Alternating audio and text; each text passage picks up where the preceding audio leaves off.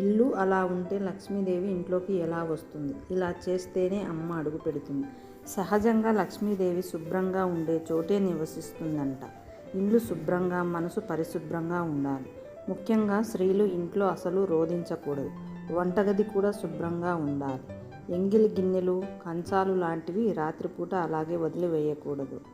ఇంట్లో ఎక్కువసేపు నిద్రపోవటం, ముఖ్యంగా సంధ్యవేళ నిద్రపోవడం లాంటివి చేయకూడదు.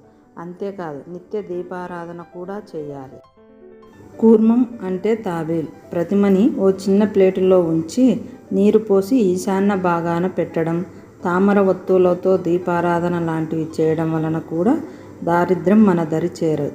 తామర ఒత్తులతో ఆరుబయట గుమ్మానికి ఇరువైపులా దీపారాధన చేయాలి. నువ్వుల నూనెతో దీపారాధన చేసి పడమర దిక్కున కూడా ఉంచవచ్చు.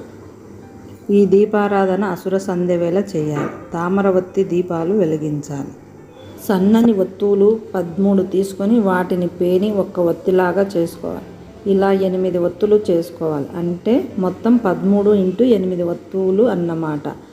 ఇప్పుడు ఒక్క ఒత్తిని తీసుకొని 2 చివర్లు కలపాలి. అంటే సున్నాలా ఉంచుకోవాలి. ఇలా మిగిలిన 7 ఒత్తులను కూడా అలానే చేసి పద్మంలా చేసుకోవాలి. ఇప్పుడు ఇది ఒక తామర ఒత్తి అవుతుంది. ఇలా 2 చేసుకొని 2 ప్రమిదల్లో ఉంచి దీపారాధన చేసుకోవాలి. ఇలా చేస్తే దరిద్రం దరి చేరదు.